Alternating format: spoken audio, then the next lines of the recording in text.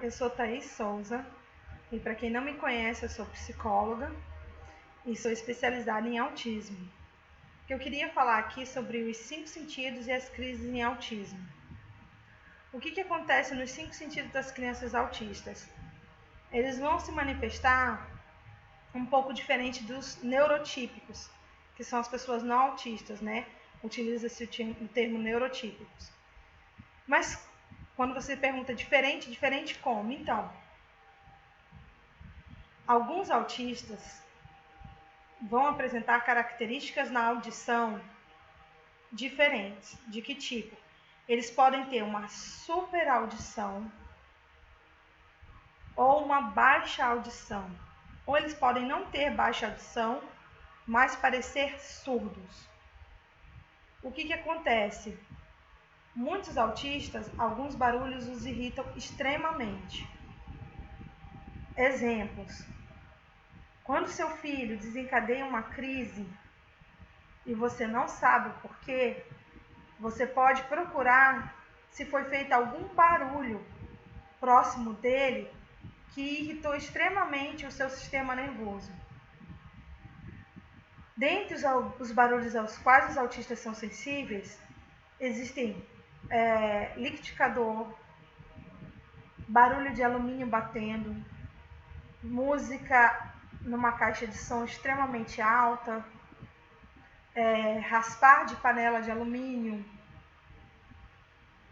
bateção com martelo, barulho de uma furadeira, barulho de uma bomba d'água. Então você deve pensar que tipo de barulhos desses estão no dia a dia da criança autista e observar a reação deles quando esses barulhos ocorrem. Quando você sabe a reação que seus filhos têm a barulhos em casa, você pode prever e tentar antecipar ou tomar uma providência com relação a barulhos na rua.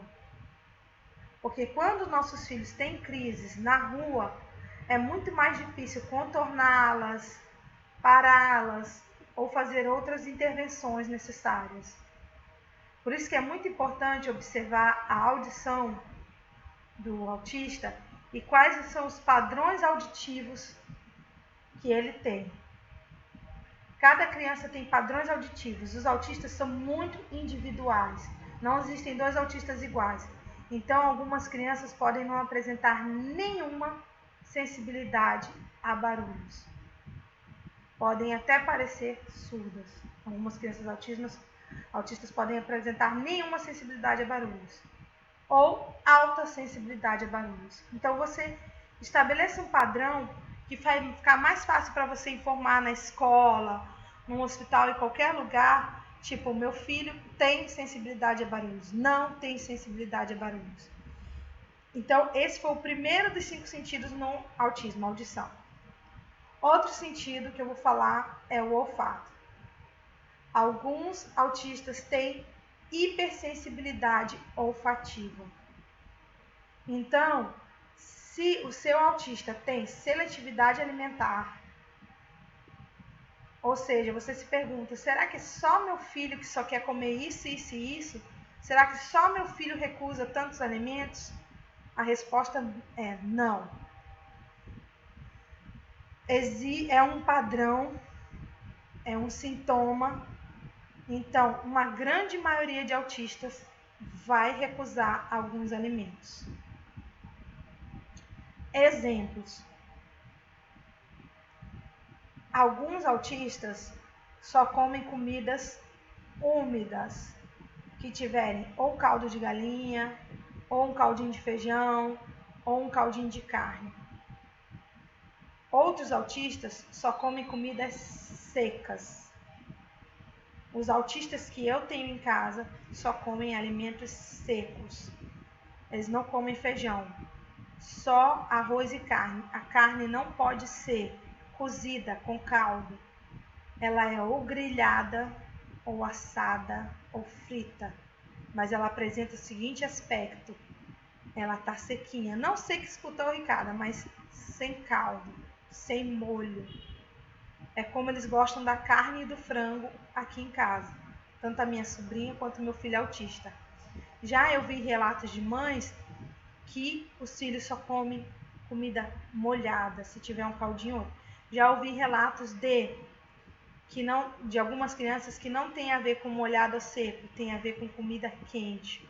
Só come a refeição quentinha. Só come um pão se for quentinho. Tudo quentinho. Líquido, gosta de chazinho.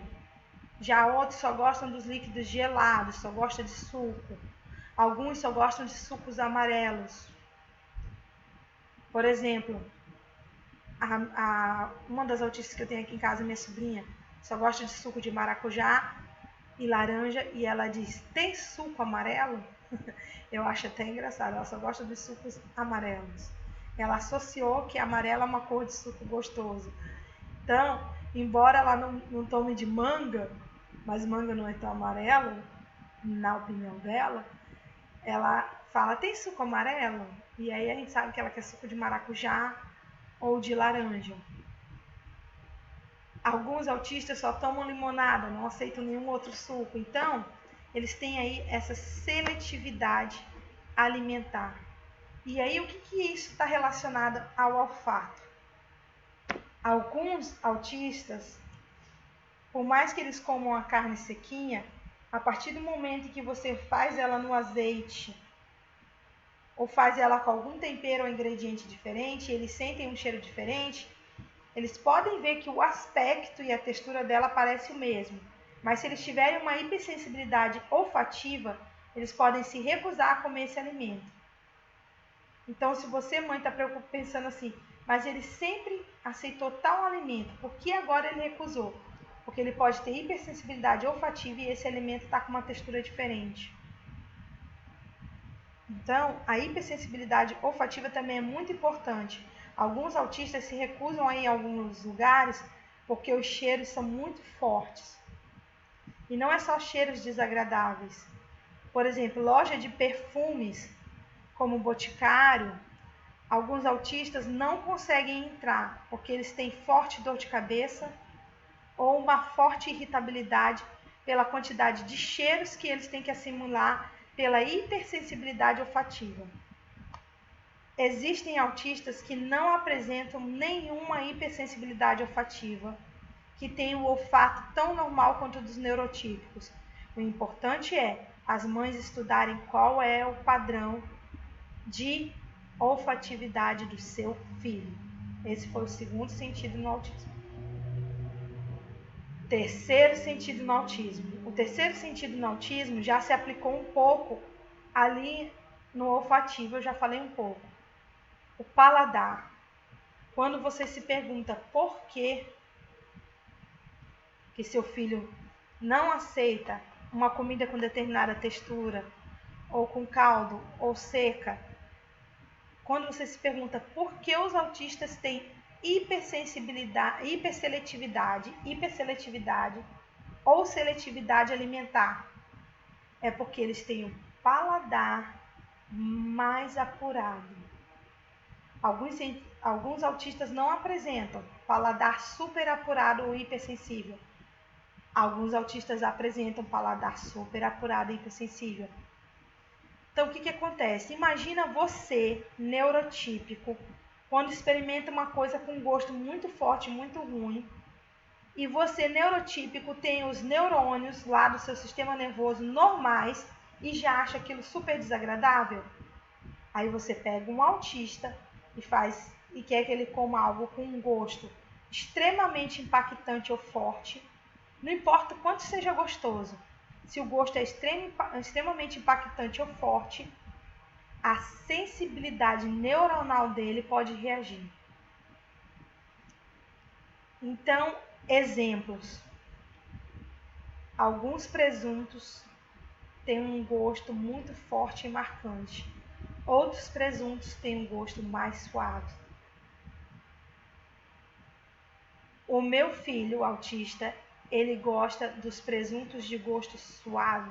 Então, ele já associou algumas marcas a gostos suaves e outras marcas a gostos fortes, impactantes. Então, ele recusa algumas marcas de presunto.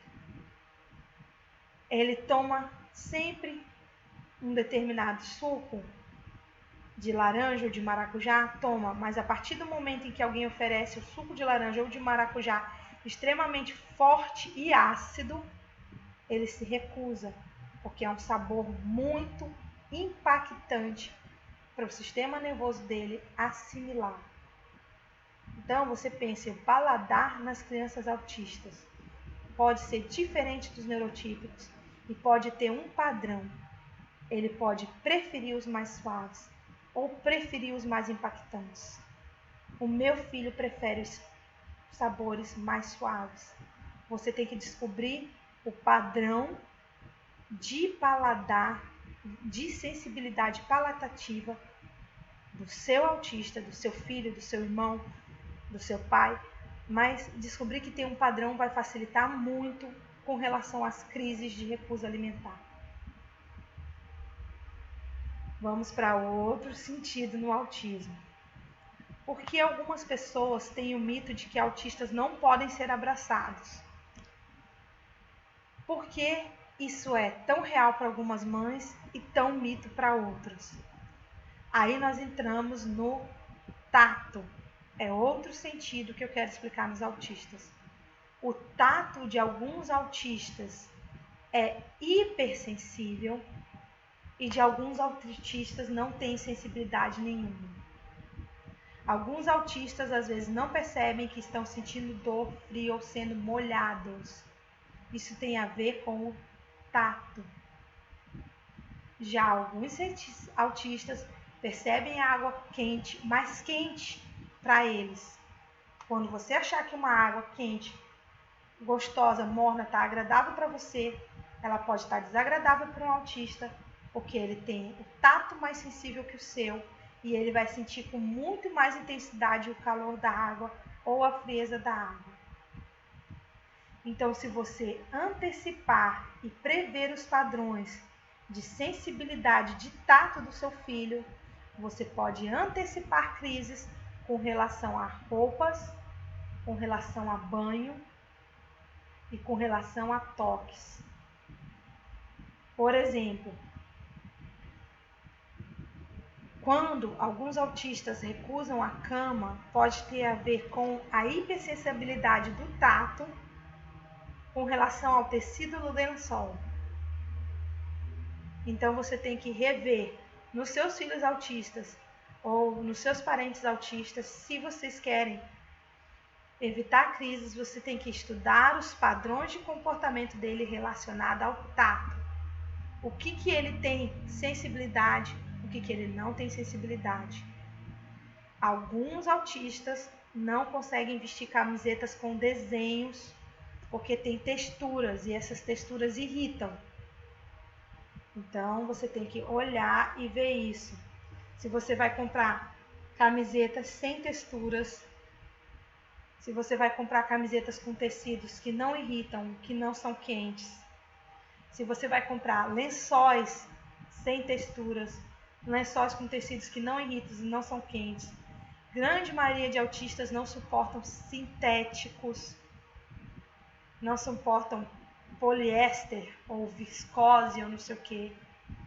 A maioria dos autistas que tem, não é todo que tem hipersensibilidade do tato, eles preferem algodão, 100% algodão, para dormir num bom lençol, para usar uma camiseta. Eu já conheci o caso de uma mãe que teve que fabricar um uniforme especial para o seu filho. A estampa era da escola e outras coisas eram padronizadas da escola, mas o tecido era diferente da escola por causa da sensibilidade do tato do seu filho. Então, uma dica importante para mim. Prever os comportamentos relevantes aos tatos podem evitar crises em autismo de recusa. Com relação ao banho também. O seu filho pode ter uma hipersensibilidade à água quente ou à água fria. Você tem que prever um padrão e antecipar a temperatura adequada da água para que ele não apresente crise. Textura da escova de dente, gente. Se ele tem uma hipersensibilidade ao tato, ele pode recusar uma escova de dente super dura, ele pode recusar uma escova de dente super mole. Você tem que perceber qual é a textura de escova de dente preferida dele, para você não ter crises na hora de escovar os dentes. Quando trocar de escova, para uma escova nova, se você souber o padrão, você não vai errar na escolha da escova. Se você souber o padrão de paladar do seu filho, se ele gosta das pastas mais abrasivas, o que são pastas mais abrasivas? Com mais flúor. O que são pastas menos abrasivas? Com menos flúor. Então, alguns autistas só escovam os dentes com pasta Tandy ou Close-Up, que possuem um pouquinho menos de flúor e abrasividade. Outros só aceitam a Colgate porque tem a abrasividade certa. Então, isso tem a ver com o quê? Com uma hipersensibilidade do paladar. Já a escova tem a ver com a hipersensibilidade do tato na boca. Então, para a escova de dente, a escovação de dentes do seu filho ser bem sucedida, você tem que prestar atenção nesses padrões de hipersensibilidade de tato e de paladar na hora de escovar os dentes. Então, por último, que eu queria falar, o último, como eu já falei aqui, da audição, do olfato, do tato e do paladar, por último que eu queria falar é da visão. Alguns autistas, a irem em determinados eventos que tem luzinhas piscando, eles se sentem desagradáveis e podem não saber explicar que são as luzes que estão incomodando, porque eles também têm, alguns autistas, não é todos, você tem que descobrir o padrão de comportamento do seu filho, do seu irmão, do seu pai, do seu amigo autista, para tentar ajudar. Do seu aluno, pode ser um aluno autista, para tentar ajudar. Então, se você descobrir esse padrão, você vai ajudar muito, evitando coisas que despertem crises nele. Então, a hipersensibilidade visual pode despertar uma crise em autista. Eles podem apresentar um desagrado quanto à luz vermelha, à luz azul, ou quanto várias luzes piscando. Eles podem apresentar uma hipersensibilidade a uma luz que é 100 watts e eles podem se sentir muito bem numa luz de 60 watts. Então, você observe os padrões de visibilidade. Algumas crianças se recusam a sair. Ele gosta de sair de casa, não sei porque ele não quis sair agora. Algumas crianças que não são autistas verbais, os pais e as mães não conseguem perceber, porque elas não sabem falar que elas não querem sair no horário de muito sol, porque elas têm hipersensibilidade visual. Então, fiquem atentas ao comportamento do seu filho na hora de passear num lugar muito iluminado, na hora de passear num sol muito forte. Tem que ficar atento a isso. Então, eu espero que vocês tenham gostado desse vídeo. Esse material que eu discorri nesse vídeo, eu nunca li em um artigo escrito desta forma. Eu, como pesquisadora, li os critérios de diagnóstico de um livro chamado DSM-5 e li os critérios de diagnóstico do livro CID-10 e compilei, juntei uma análise desses critérios de diagnóstico do DSM-5 e 4 e desses critérios de diagnóstico do CID-10 com relatos de mães, livros que falam de comportamentos e